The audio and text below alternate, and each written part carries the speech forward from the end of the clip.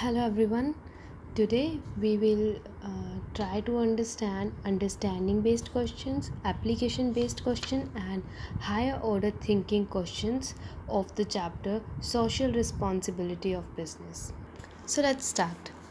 Business has to safeguard not only the interest of the parties but the interest of the several other parties also.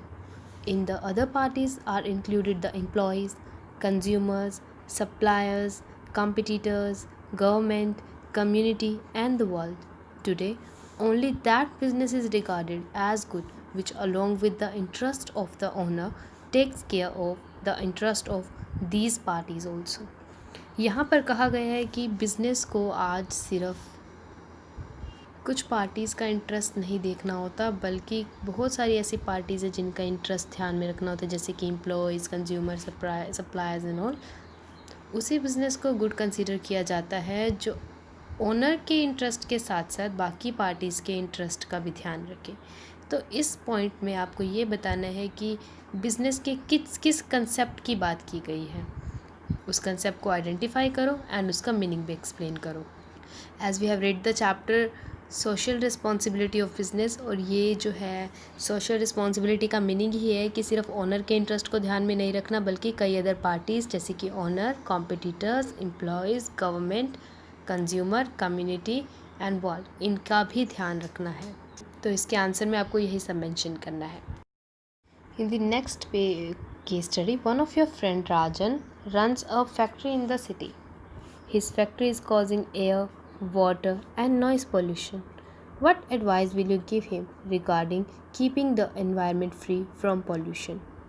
राजन की जो factory है उससे कई तरीके के पोल्यूशन हो रहे हैं, like air pollution, water pollution and noise pollution.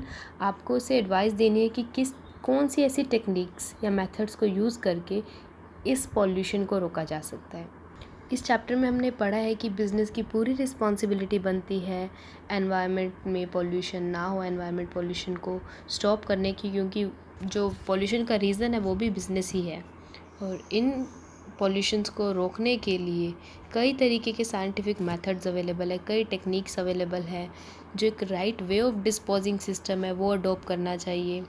जैसे कि अगर नॉइज़ पोल्यूशन को कंट्रोल करना है तो कई तरीके के नॉइज़ चेकिंग इंस्ट्रूमेंट आते हैं, वो वहाँ पर इंस्टॉल करने चाहिए जिससे चेक किया जा सके कि कहीं नॉइज़ लेवल ज़्यादा स्टैंडर्ड से ज़्यादा हाई तो नहीं है।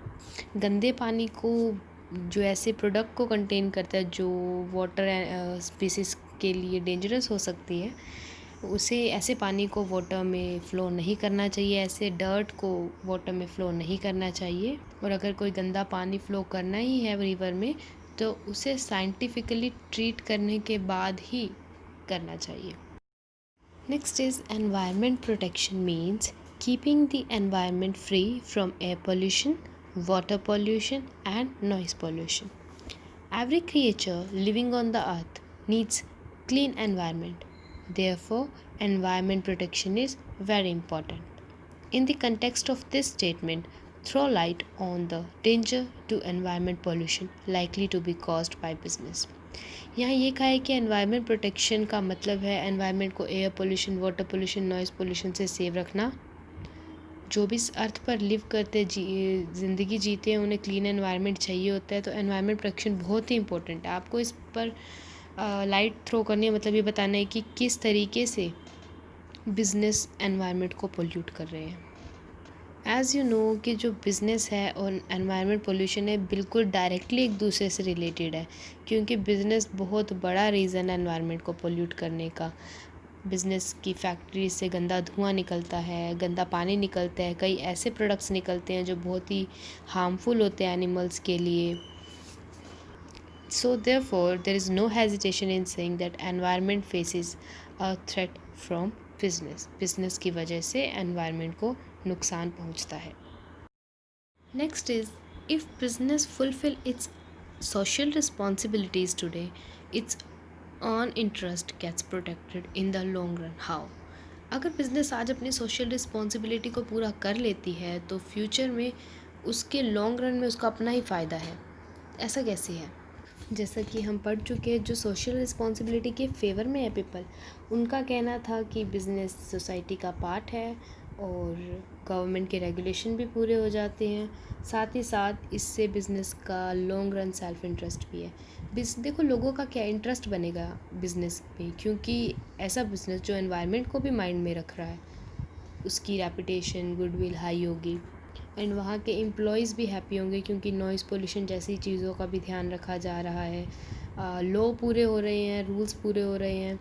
तो इसलिए अल्टीमेटली बिज़नेस को ही बेनिफिट मिलेगा। हाँ, स्टार्टिंग के टाइम में थोड़ा सा कॉस्टली एंड बर्डनसम रहेगा, but after a period of time ये सोशल रिस्पॉन्सिबिलिटी को पूरा करना अल्टीमेटली बिज़नेस को ही बेनिफिट देगा। If owners of business start thinking of social responsibility, the whole work system will turn inefficient. Do you agree with this statement? Explain it.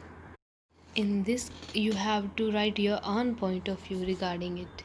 वैसे हमने ये पढ़ा था कि जो सेल्फ इंटरेस्ट होता है, यानी कि जब ओनर को पता है कि उसे पूरा बेनिफिट नहीं मिलने वाला है, उसे कुछ पोर्शन सोसाइटी के लिए देना पड़ेगा, रिस्पॉन्सिबिलिटी बियर करनी पड़ेगी, तो वो उतने इंटरेस्ट उतने एंथ्यूजिज्म के साथ वर्क नहीं करता है। However you can write your point of view also. Let's read one more case study. This is miscellaneous case study, यानी कि एक एक्स्ट्रा में केस स्टडी दी हुई है। सोनम राजपूत उत्तर प्रदेश में रहती है, जहाँ एक छोटा सा गांव है, वहाँ रहती है। उसने अपनी एमबीए की स्टडी पूरी कर ली है। गांव में रहते हुए विलेजर्स, जिस गांव में वो रहती है वहाँ के जो विलेजर्स हैं वो प्रॉब्लम फेस कर रहे हैं। ज़्यादातर विलेजर्स अनएम्प्लॉयड हैं, वो अपने छोटी सी ज़मीन पर ही फ्रूट्स को ग्रो करते हैं और उन्हें मार्केट में सेल करके आते हैं। मार्केट में सेल करने के लिए उन्हें सिटी जाना पड़ता है, क्योंकि वो बहुत ही स्मॉल लेवल की सेल करते हैं, इसलिए बायर उन्हें एक्सप्लॉइट करते हैं, लो प्राइस पे उनके फ्रूट्स को ख़रीदते हैं। सोनम ने ये प्रॉब्लम अपने फ्रेंड्स के साथ डिस्कस की। सब ने मिलकर डिसाइड किया कि विलेज में एक फ्रूट जूस फैक्ट्री खोली जाए, जिसमें वहाँ पर फ्रूट्स का जूस निकाला जाएगा। इससे जो पीपल है वहाँ को एम्प्लॉयमेंट भी दी जाएगी and they would get rid of the exploitation by the buyer. जो बायर्स एक्सप्लॉयट कर रहे हैं उससे भी छुटकारा मिल जाएगा। तो फाइनली एक फैक्ट्री खोली गई जिसका नाम रखा गया फ्रेंड्स जूस मैन्युफैक्चरर्स। सोनम के अपने ही गांव के लोग और आसपास के लोग वहाँ पर फ्रूट बेचने के लिए आने लगे। सभी विलेजर्स खुश थे। Not only this, but about 200 people also get employment. In no time their Googly brand juice became very popular. साथ ही साथ 200 लोगों को एम्प्लॉयमेंट भी मिली और उनके जो जूस का ब्रांड नेम था गुगली, वो भी बहुत पॉपुलर हो गया। All the workers of the factory were very happy because besides being paid reasonable remuneration they were also consulted when main decisions were taken. Employ से इंपॉर्टेंट डिसीजन लेते हुए राय भी ली जाती थी, उनसे डिस्कस किया जाता था। सोनम और उसके फ्रेंड्स ने एक कसम ली थी कि किसी भी कीमत पर जूस में अडल्ट्रेशन नहीं करेंगे, बल्कि उनकी फर्म का ऑब्जेक्टिव ही यही था कि पीपल को न्यूट्रिशियस ड्रिंक प्रोवाइड करना। One day one of their friends came to the factory and told them several ways of tax evasion. एक दिन उनका दोस्त आया और उसने बताया कि किस तरीके से टैक्स को अवॉइड किया जा सकता है, टैक्स से बचा जा सकता है, बट उन्होंने इनकी किसी भी बात पर ध्यान नहीं दिया और इनका बिजनेस ग्रो होने लगा। Not all the partners have begun to earn sufficient profit in their investments. और नाउ अब ये सभी पार्टनर जो है सफिशिएंट प्रॉफिट अर्न करने लगे थे। सभी जगह सोनम और उसके फ्रेंड्स को बड़े ही एंथ्यूजियास्टिकली वेलकम किया जाता था। Now in this case study you have to quote मतलब आपको बतानी है कि कौन सी ऐसी लाइन है अबव पैराग्राफ में जो ये बताती है कि सोशल रिस्पॉन्सिबिलिटी को डिस्चार्ज कर दिया गया है। You have to give 5 examples. ऊपर वाले पैरे में हमने पढ़ा था कि 200 लोगों को एम्प्लॉयमेंट मिली है ना। जब 200 लोगों को एम्प्लॉयमेंट मिली तो जनरल पब्लिक के टुवर्ड्स जो रिस्पॉन्सिबिलिटी है वो पूरी हो गई। इट मीन्स सोसाइटी के लिए रिस्पॉन्सिबिलिटी पूरी हुई। और ये भी कहा था कि सभी एम्प्लॉयज़ बहुत खुश हैं क्योंकि उन्हें डिस्कशन में पार्टिसिपेट करने का मौका दिया जा रहा था। तो एम्प्लॉयज़ के लिए भी उनकी रिस्पॉन्सिबिलिटी पूरी हुई। सोनम और उसके फ्रेंड्स ने ये कसम खाई थी कि वो अडल्ट्रेशन नहीं करेंगे जूस में अच्छी क्वालिटी का न्यूट्रिशियस ड्रिंक देंगे। इससे ये पता चलता है कि उन्होंने कंज्यूमर के लिए भी अपनी रिस्पॉन्सिबिलिटी को पूरा किया। एक दिन उनका दोस्त आता है और उन्हें टैक्स से बचने के तरीके बताता है, बट वो लोग उस पर ध्यान नहीं देते, मतलब अपनी गवर्नमेंट रिस्पॉन्सिबिलिटी भी अच्छे से पूरी की है। और अब उनको प्रॉफिट भी अर्न होने लगा था अच्छा खासा। इससे उन्होंने अपने लिए यानी कि टुवर्ड ऑनर्स रिस्पॉन्सिबिलिटी पूरी की है। तो काफ़ी इंटरेस्टिंग केस स्टडी थी, जिससे हमें पता चल गया कि किस तरीके से एक बिज़नेस को अपनी सारी रिस्पॉन्सिबिलिटी को पूरा करना चाहिए। So that's it for today. Hope you understand today's lecture. Thank you.